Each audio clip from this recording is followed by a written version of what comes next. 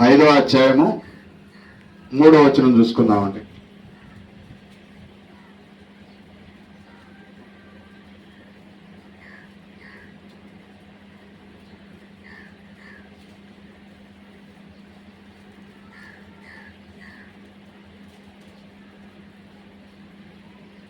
ఆత్మ విషయమై దీనులైన వారు ధన్యులు, పరలోక రాజ్యము వారిది. ప్రార్థన చేసుకుందామండి. ప్రార్థన. మహాపరిశుద్ధుడు, ప్రేమ స్వరూపు అయిన మా తండ్రి, మా దేవ, మా నాయన, మా ప్రభువా, నీకే స్తుతులు స్తోత్రం తండ్రి. నాయన, 10 నిమిషాలు మీ మాటలు వినుడికి మేము సిద్ధపడుతుండగా దేవా, మీరే మాకు బోధించి సహాయం చేయవని, మీ యందు వినుచున్న మాటలు విడిచిపెట్టక మా మనసును మా హృదయములో పదిలం చేసుకొని భద్రపరచుకొని మీ మాటల ప్రకారం జయించకుండా నాకు దయచేయవని, సమస్త విషయాల్లో మీరే మాకు తోడుగా ఉండి నడిపించి మా స్తుతుల ద్వారా మీరే ఘనత మహిమ పొందుకోమని ప్రార్థిస్తూ ఈ ప్రార్థన మనవని కూడా మా ప్రభును రక్షకుడు నేనా యేసయ్య పరిశుద్ధమైన నామమున ప్రార్థించి స్తుతించి అడిగి వేడుకొనుచున్నాను పరమ తండ్రి, ఆమేన్. మత్తయి సువార్త 5వ అధ్యాయం 3వ వచనం. ఆత్మ విషయమై దీనులైన వారు ధన్యులు, పరలోక రాజ్యము వారిది. అంటే ఈ లోకంలో జీవిస్తుండగా మనం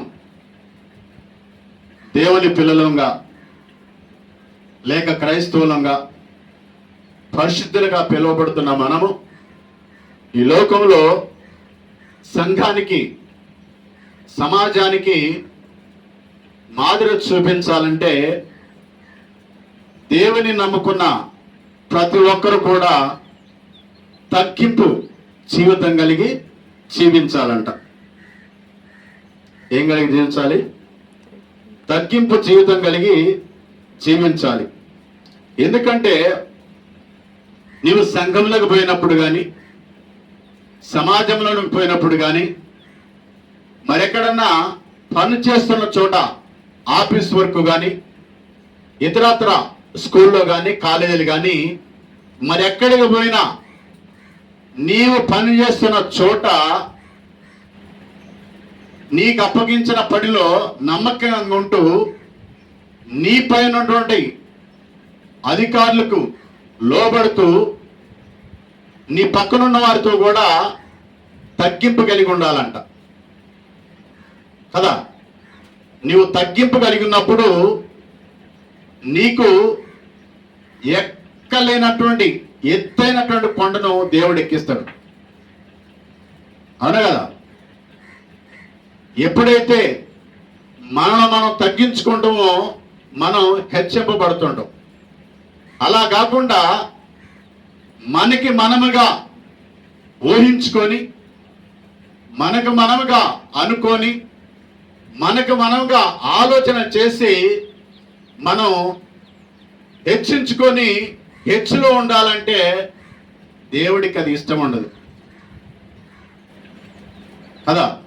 ఎందుకంటే ఎవరైతే తగ్గించబడతారో, ఎవరైతే తాను తగ్గించుకుంటారో వారు హెచ్చింపబడుతుందని లేఖనం చెప్తుంది కదా.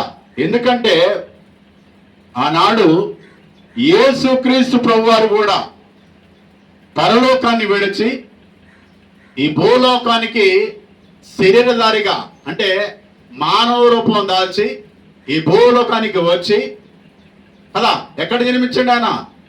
పశువుల పాకలో కదా, లేక పశువుల చాలలో జన్మించాడు కదా.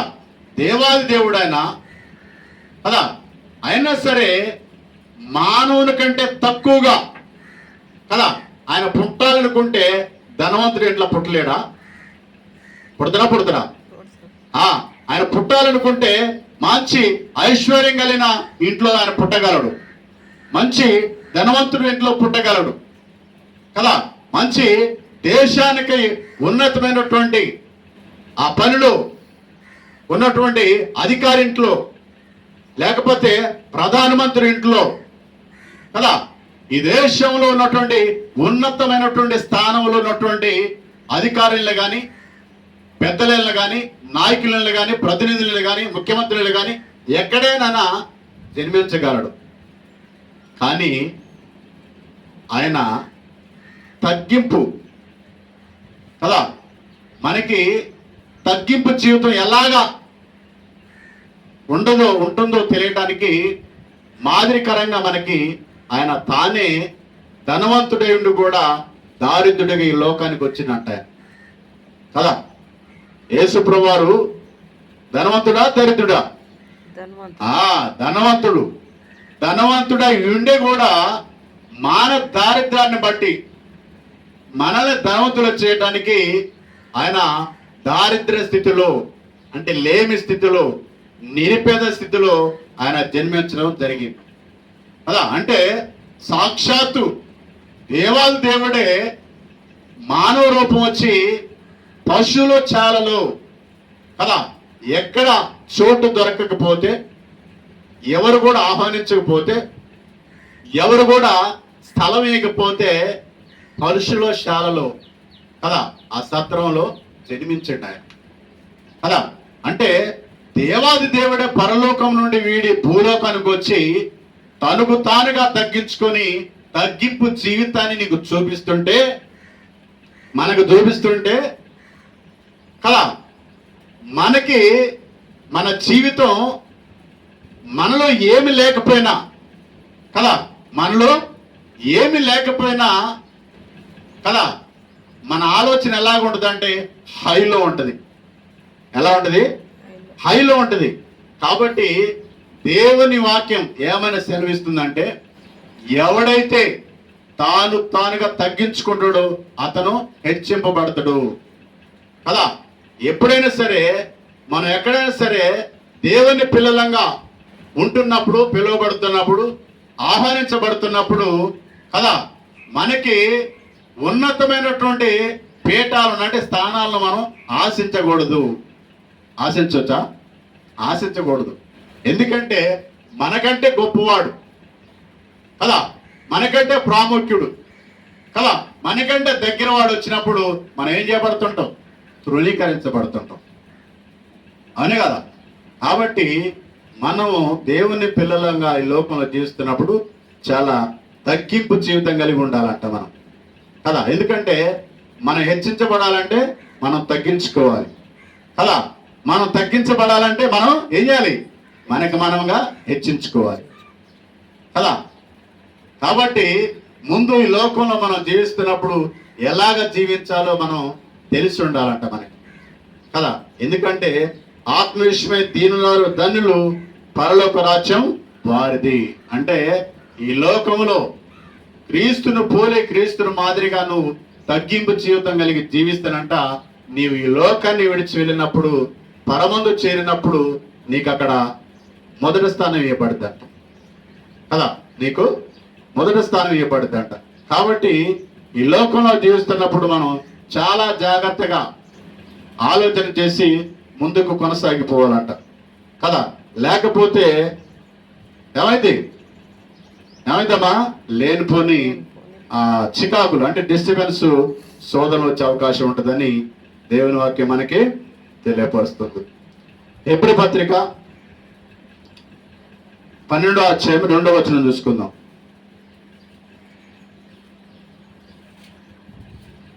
హెబ్రీ పత్రిక 12వ అధ్యాయము 2వ వచనం చూసుకుందాం. ఇంత గొప్ప సాక్షి సమూహం మేఘం వలె మనల్ని ఆవరించి ఉన్నందున మనము కూడా ప్రతి భారమును సులువుగా చిక్కులో పెట్టు పాపమును విడిచిపెట్టి విశ్వాసమున కర్తూ దానిని కొనసాగించువాడునైనా యేసు వైపు చూచు మన ఎదుట ఉంచబడిన పందెముల ఓపికతో పరిగెత్తుతుము. ఆయన తన ఎదుట ఉంచబడిన ఆనందము కొరకై అవమానమును నిర్లక్ష్య పెట్టి శిలువను సహించి దేవుని సింహాసనం యొక్క కుడిపరవశమున ఆసీనుడై ఉన్నాడు. అంటే సాక్షి సమూహం ఇక్కడ మనకి మాదిరిని చూపిస్తుందంట కదా. సాక్షి సమూహం మేఘం వలె మనల్ని ఆవరించి ఉన్నదంట కదా. ప్రతి భారమును సులువుగా చిక్కులు పెట్టు పాపమును విడిచిపెట్టి విశ్వాసమునకు కర్తయు దాన్ని కొనసాగించేవాడనైనా యేసు వైపు చూచు మన ఎదుట ఉంచబడిన పందెములు ఓపికతో పరిగెత్తుదము కదా. ఇప్పుడు దేవుని పిల్లలముగా మనకి క్రైస్తవ జీవితం ఒక పరుగు పందెం లాంటిది. ఎలాంటిది? ఒక పరుగు పందెం లాంటిది. ఈ పరుగు పందెములో ఎవరైతే గెలుస్తారో కదా వారికి అక్కడ ప్రైజ్ ఇవ్వబడుద్ది. గిఫ్ట్ అంటే సింహాసనం అధిష్ఠించబడుద్ది కదా. ఎవరైతే ఈ లోకంలో దేవుని పిల్లలుగా తగ్గింపు జీవితం కలిగి ఈ యొక్క విశ్వాస జీవితంలో ఓర్పుతో, నేర్పుతో, మెలుపుతో, గ్రహింపుతో, మంచి యోజనతో తన యొక్క పరుగును తుదముట్టించి ఈ లోకాన్ని విడిచి పరముకు చేరినప్పుడు వారికి మంచి బహుమానం ఏంటంటే ఏమిస్తారు? జీవ కిరీటం ఇస్తారంట. ఏమిస్తారు? జీవ కిరీటం ఇస్తారంట కదా. కాబట్టి మనము ఈ లోకంలో దేవుని పిల్లలుగా జీవిస్తున్న మనము చాలా తగ్గింపు జీవితం కలిగి జీవించి ఈ యొక్క పరుగు పందాన్ని ఏం చేయాలంట? తుదముట్టించాలంట కదా. సరే, ఇంకో వచనం చూసుకుందాం. యోహాను సువార్త 13వ అధ్యాయం 4-5 వచనాలు.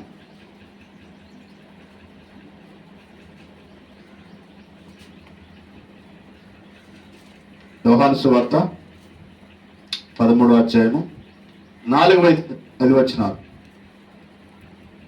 భోజన పంక్తిలో నుండి లేచి తన పై వస్త్రము అవతల పెట్టివేసి ఇక తువాలు తీసుకొని నడుములకు కట్టుకొనెను. అంతటా పల్లెములో నీళ్లు పోసి శిష్యుల పాదములు కడుగుటకును తాను కట్టుకొని ఉన్న తువాలతో తుడుచుడుకును మొదలు పెట్టాను. అంటే ఇక్కడ యేసు ప్రభువారు ఏం చేస్తానంటే ఆయన పరిచయం చేసిన దినాల్లో శిష్యులు ఒకరి పట్ల ఒకరు కలవరపడుతుండ్రు. ఎందుకంటే నేను కుడిపక్క కూర్చోవాలని, నేను ఎడం పక్క కూర్చోవాలని, నేను ముఖ్యుడిగా ఉండాలని, నేనే ఆ ప్రధానుడిగా ఉండాలని వారు ఆశపడుతుండ్రు కదా. ఆశపడుతున్నప్పుడు మిగతా వారు ఇబ్బంది పడే అవకాశం ఉంటుంది. అవును కదా. ఇప్పుడు ఒక 10 మందిలో ఉన్నప్పుడు 10 మందిలో ఒక ఇద్దరిని ప్రాముఖ్యంగా చూసినప్పుడు మిగతా వారు ఇబ్బంది పడతారా? పడరా?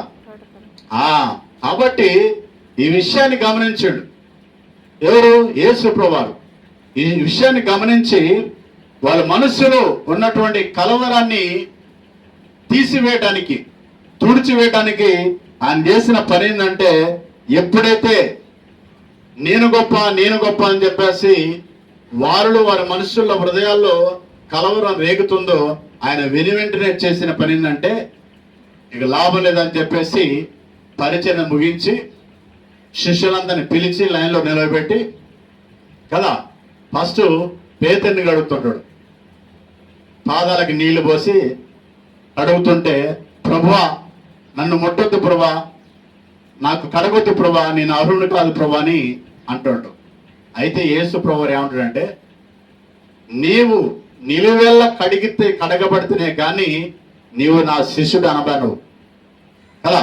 ఎందుకంటే ఒక వ్యక్తి యేసుక్రీస్తు శిష్యుడికం చేయాలంటే ఆయన యొక్క గుణలక్షణాన్ని కలిగి ఉండాలి కదా.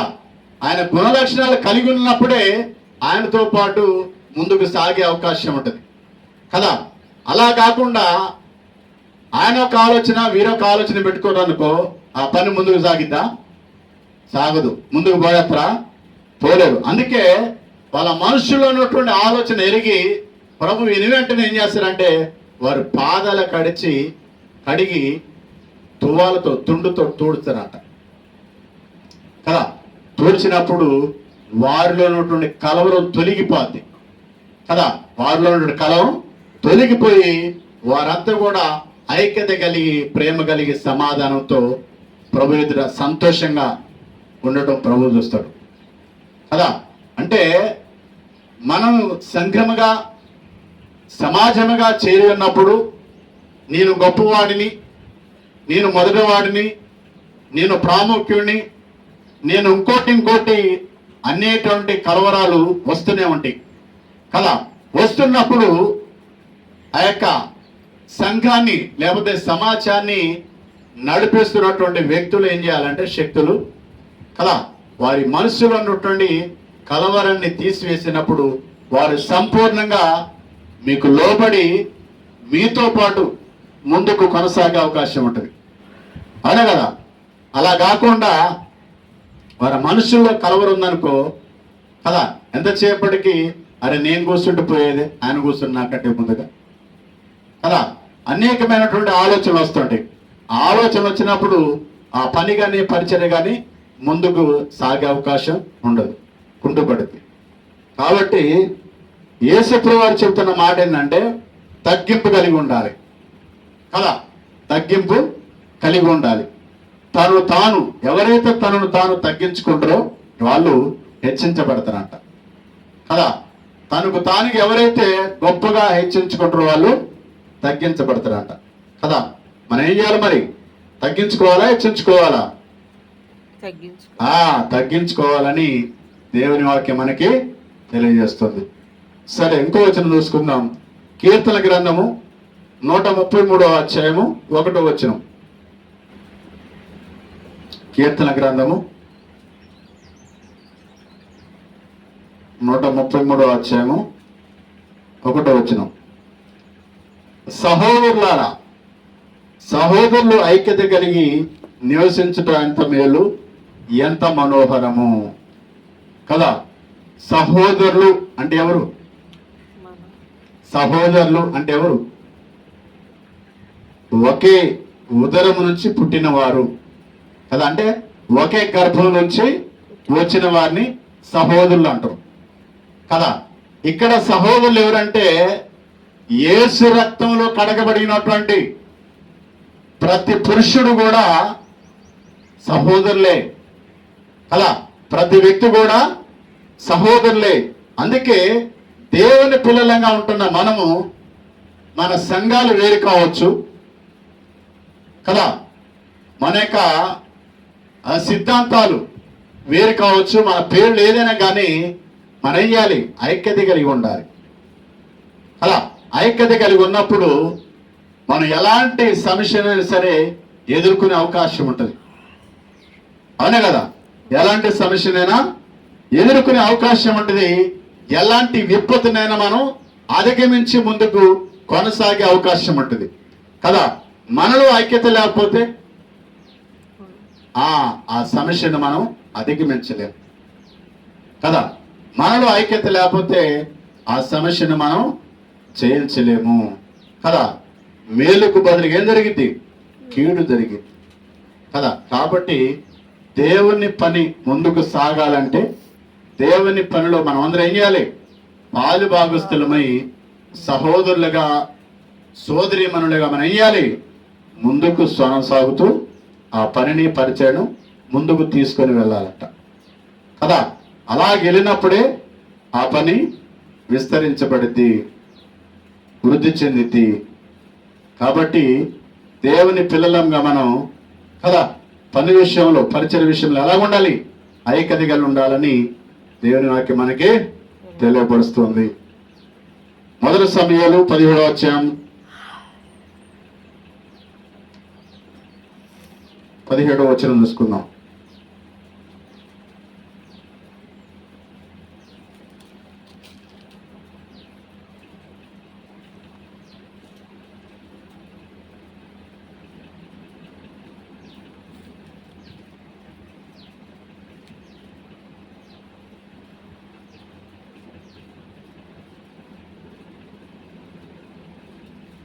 ఇక్కడ ఇశ్రాయేల్ ప్రజల మీదకి యుద్ధం చేయడానికి ఫిలిస్తీయులు వస్తారు కదా. ఫిలిస్తీయులు వచ్చినప్పుడు ఫిలిస్తీయులు ఒక వ్యక్తి అన్నాడు, ఏమంటాడంటే, మీరందరూ కలిసి మేమందరం కలిసి మేము కలిసి యుద్ధం చేయడం ఎందుకు? మాలో నుండి ఒకడు వస్తుడు, మీలో నుండి ఒక వ్యక్తి రండి. ఆ ఇద్దరు వ్యక్తులు ఏ వ్యక్తి ఓడిపోతే ఆ వ్యక్తి యొక్క రాజ్యం బానిసలుగా తీసుకొని పోతామని చెప్పడం జరిగింది కదా. చెప్పడం జరిగినప్పుడు అక్కడున్న ప్రజలందరూ కూడా, ఇశ్రాయేల్ అందరూ కూడా గొలియాతు అనేవాడిని, అంటే ఫిలిష్తీయుడిని చూసి భయపడుతుంటారు కదా. ఫిలిష్తీయుడిని చూసి భయపడ్డప్పుడు దావీదు వస్తాడు ఎక్కడికి, యుద్ధం జరుగుతున్న ప్రాంతానికి. తన యొక్క అన్నలు ఆ యుద్ధ భూమిలో ఉంటే వారికి భోజన పదార్థాలు తీసుకొని వస్తాడు. తీసుకొని వచ్చినప్పుడు గొలియాతు మాట్లాడుతున్నటువంటి మాటలు దావీదే చెవిన పడతాయి కదా. దావీదు చెవిన పడ్డప్పుడు దావీదు ఆ మాటలను వినలేక, ఆ మాటలను సహించుకోలేక దావీదుకి పౌరుషం వచ్చి ఒక ఫిలిష్తీయుని చేతిలో, ఒక ఫిలిష్తీయుని నోటి మాట చేత ఇంత హీనంగా మనం దూషించబడడం న్యాయమా అని చెప్పేసి ఆలోచన చేసి ఏం చేస్తాడు, రాజుతో చెప్తాడు, అయ్యా నేను యుద్ధం చేస్తా, యుద్ధానికి సిద్ధం చేయమని రాజుకి ఏం చేస్తాడమ్మా ఇన్ఫర్మేషన్ ఇస్తాడు. ఇన్ఫర్మేషన్ ఇచ్చినప్పుడు దావీదుని రాజు సరైన చెప్పేసి పంపిస్తాడు. రాజుగారు ఏం చేస్తాడంటే, ఈ యుద్ధంలో గెలిస్తే నా బిడ్డనిచ్చి ఈ రాజ్యంలో నీకు సగభాగం ఇస్తా అని చెప్పేసి రాజుగారు వాగ్దానం చేయడం జరిగింది కదా. సింహాసనం మీద ఆశీర్ని చేస్తా, అంటే పట్టాభిషేకం చేస్తా అని ఆయన వాగ్దానం చేయడం జరిగింది. అయితే ఈ దావీదు ఏం చేస్తాడంటే, ఏట్లో పోయి 5 గులకరాలు పట్టుకొని తీసుకొని ఇక గొలియాతు మీదకి పోతున్నాడు. గొలియాతు మీదకి పోతుంటే, గొలియాతు మీదకు పోయినప్పుడు మొదటగా కర్ర తీసుకొని పోతాడు ఆయన. ఏం తీసుకొని పోతాడు? కర్ర తీసుకొని పోతాడు. కర్ర తీసుకొని పోతే గొలియాతు ఏమంటాడంటే, నేను కుక్కన తరిమినట్టుగా నన్ను తరిమటానికి వస్తానని చెప్పేసి అనేసినప్పుడు దావీదు ఏం చేస్తాడు, మనసులో నవ్వుకుంటాడు. ఎందుకు? వీడు భయపడడు అని చెప్పేసి ఆలోచన చేసి, దేవుడు నా చేతికి వీడిని అప్పగించిందని చెప్పేసి ఒడిసేలో రాయి తీసి వేస్తాడు కదా. నుదటిని వేసినప్పుడు ఏం చేస్తారు, డబ్బీలు మని బోర్ల పడ్డంగానే ఏమంటే దావీదు ఏం చేస్తారు, తన చేతిలో ఉన్నటువంటి కత్తిని కదా, ఆ గొలియాతు వరలో ఉన్నటువంటి కత్తిని తీసి ఏమంటే గొంతు కోసి తలకాయ పట్టుకొని వెళ్ళిపోతున్నాడు కదా. అంటే ఇక్కడ గొలియాతు చావడానికి కారణం ఎవరు? వాడే కదా, గొలియాతే. ఎందుకంటే దేవుని పిల్లల్ని వారిని టార్గెట్ చేస్తూ, వారిని దూషిస్తూ, వారి మీద ప్రగల్భాలు పలుకుతుడు కదా. వారి మీద ప్రగల్భాలు పలికినప్పుడు, దేవుని పిల్లలను దూషించినప్పుడు దేవుడు దావీదుకి రోషాన్ని పుట్టించి దావీదు ద్వారా దేవుడు యుద్ధం చేస్తున్నారు కదా. యుద్ధం చేసినప్పుడు దావీదు గెలిచినప్పుడు కదా, ఆ ఇశ్రాయేలు ప్రజలందరూ కూడా బహు సంతోషిస్తుంటారు, బహు ఆనందపడుతుంటారు కదా. దావీదు వయసు ఎంత? 12 సంవత్సరాలు కదా. దావీదు వయసు 12 లేక 14 సంవత్సరాలు.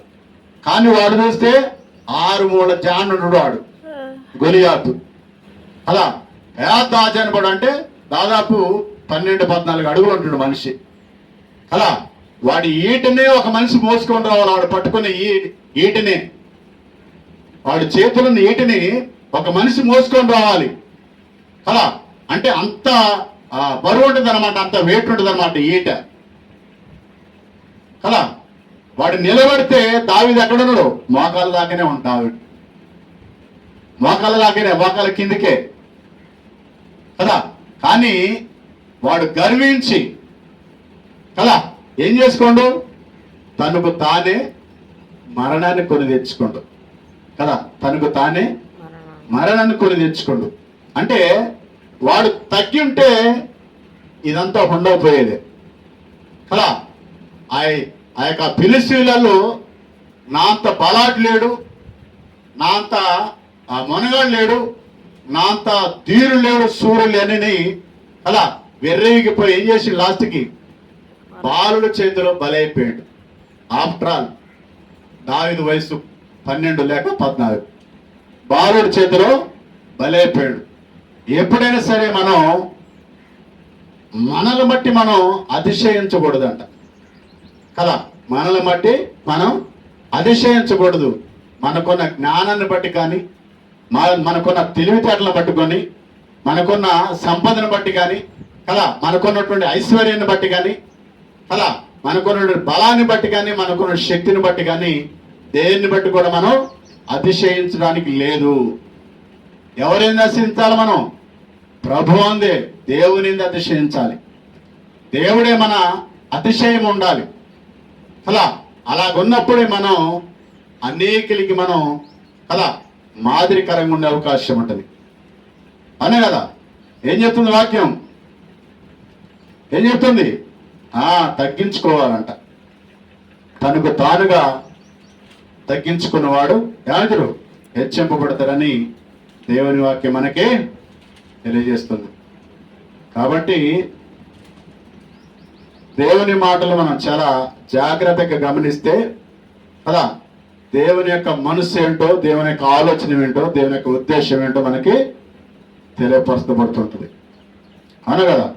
ఇక్కడ మొదటి రాజుల గ్రంథం 11వ అధ్యాయం చూద్దాం.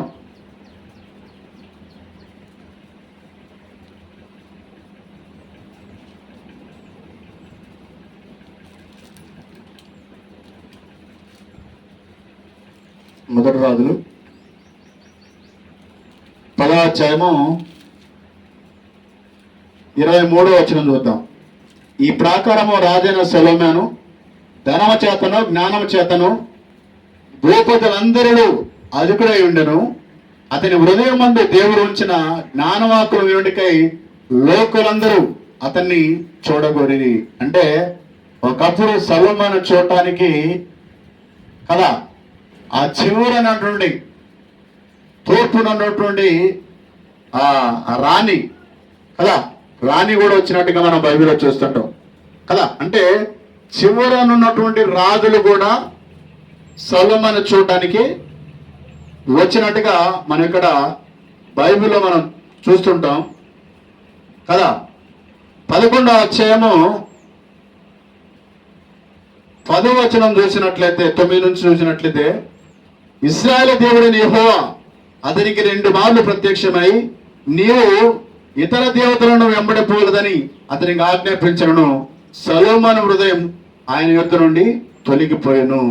యెహోవా తనకెట్టిన ఆజ్ఞను అతడు గైకొనకపోగా యెహోవా అతని మీద కోపగించి సెలవిచ్చినది ఏమనగా, నేను నీతో చేసిన నా నిబంధనను కట్టలు నీవు అనుసరించకపోవడం చేతనే ఆచరించక పోట నేను కనుగొనుచున్నాను కనుక ఈ రాజ్యం నీకుండకుండా నిత్యముగా తీసివేసి నీ దాసునికి ఇచ్చేదనని చెప్పాను. అంటే ఇతర దేవతలను, అన్ని దేవతలను ఏం చేయకూడదు? పూజించకూడదు కదా. అన్ని దేవతలను పూజించకూడదు. కానీ ఈయన ఎక్కువ మంది భార్యల్ని కలిగి ఉండటం వల్ల, ఎక్కువ మందిని భార్య చేసుకోవటం వల్ల, అంటే అన్యులు చేసుకోవటం వల్ల వాళ్ళంతా ఏం చేస్తారు? విగ్రహారాధన చేస్తారు, పూజలు చేస్తారు కదా. పూజలు చేస్తుంటే దేవుడు చెబుతాడు ప్రత్యక్షమై, ఆయా నువ్వు ఇట్లా చేయొద్దు, ఇది నీకు తగదు, ఈ పని నువ్వు చేయకూడదని దేవుడు 2 సార్లు ప్రత్యక్షమై 2 మార్లు గద్దించినా కానీ మనోడు వెయ్యాలా? లోపడలేదు అలా, తగ్గలేదు, ఎనికి తగ్గలేదు మనోడు అలా. తగ్గుకోకుండా, తగ్గించుకోకుండా, లోపడుకోకుండా భార్యల మాట విని అలాగనే ముందుకు కొనసాగుతున్నప్పుడు దేవునికి బాధ అనిపించి ఏం చేస్తారు? అతని రాజ్యం అంట అతని నుండి తీసివేయబడిందంట కదా. అతని రాజ్యము యెహోవా తనకిచ్చిన ఆజ్ఞను అతడు గైకొనకపోగా యెహోవా అతని మీద కోపగించి సెలవిచ్చినది ఏమనగా, నేను నీతో చేసిన నా నిబంధనను కట్టలను నీవు అనుసరించకపోవుట నేను కనుజోంచున్నాను కనుక ఈ రాజ్యము నీకుండా నిత్యముగా తీసివేసి నీ దాసునికి ఇచ్చేదని నేను. అంటే యెరొబోము ఎవరు? వీళ్ళ పనోడు, వీళ్ళ దగ్గర పనిచేసిన వ్యక్తి కదా. అంటే సౌలు కాలంలో రాజ్యము సంయుక్త రాజ్యం ఉంది కదా. ఇశ్రాయేలులు యూదులు ఒక రాజ్యంగా ఉన్నారు కదా. ఎవరి కాలంలో? సౌలు కాలం కానీ, దావీదు కాలం కానీ, సొలొమోను కాలం కానీ. సొలొమోనుకు వచ్చేసరికల్లా సొలొమోను దేవునికి లోబడలేదు, దేవుని మాట వినలేదు, దేవుని అంతటా తగ్గించుకోలేదు. కాబట్టికి కదా దేవుడు ఇచ్చింది ఏం చేసిండు? తీసి పక్కన దాసునికి ఇచ్చేసాడు కదా.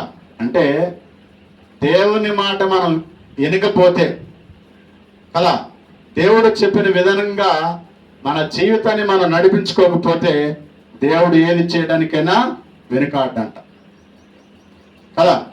కాబట్టి దేవుడు చెబుతున్న మాటను మనం బహు శ్రద్ధగా ఆలకించి కదా, వాక్యం ఏమే చెబుతుందో ఆ వాక్య ప్రకారం మనం జీవించాలంట కదా. ఏం చెప్తుంది? తగ్గించుకో అని చెప్తుంది అన్ని విషయాల్లో కదా. అన్ని విషయాల్లో తగ్గించుకుంటే నువ్వు హెచ్చింపబడతావు అంట, అవునా కదా. ఇప్పుడు యోసేపు అన్నలకి అన్నం చేసిపోయినప్పుడు ఆ అన్నలు తిని యోసేపుని ఏం చేస్తారు కదా, వీడు కలలు కనేవాడు అని చెప్పేసి ఎగతాళి చేసి ఏం చేస్తారు? కొట్టి బావిలో వేస్తారు కదా. బావిలో వేసి అందులో రూబేన్ అనేవాడు కనికరపడి మరలా పైకి తీసి వదిలిపెట్టురా తమ్ముడిని, మన తోడబుట్టినోడు అని అట్లా చేయొద్దని చెప్పేసి చెప్పినప్పుడు మిగతా సభ్యులందరూ సరే వీడిని ఇలాగ ఉంచకూడదని చెప్పేసి బావి నుంచి పైకి తీసి తర్వాత ఏం చేస్తారు? మిద్యానీలకి అమ్ముతారు కదా. అమ్మబడినటువంటి యోసేపు చివరికి ఐగుప్తు దేశాన్ని ఏలుబడి చేస్తాడు కదా.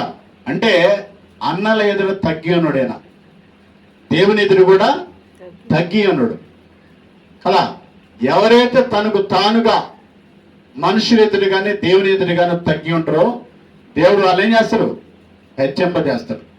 యోసేపుని ఎక్కడ వచ్చేపెట్టాడు? ఐగుప్తు సింహాసనం మీద ప్రధానిగా కూర్చోబెట్టిండు కదా. మరి అలాగా నీవు నేను మనందరం కూడా ఈ లోకాన్ని విడిచినప్పుడు ఆ పరలోకం చేరినప్పుడు ఆయన రాజ్యములు కదా సింహాసనాసీనుడు కావాలంటే మనం ఏం చేయాలి? తగ్గించుకొని ఉండాలి కదా. తగ్గించుకున్నప్పుడు మనం ఏం చేయాలి? ఏమైతుంట? ధన్యులు అవుతుంట కదా. ఆత్మవిషయమై దీనులైన వారు ధన్యులు, పరలోక రాజ్యము వారిది కదా. కాబట్టి దేవుని పిల్లలంగా మనం తగ్గి ఉంటే మనకే మంచిదంట కదా.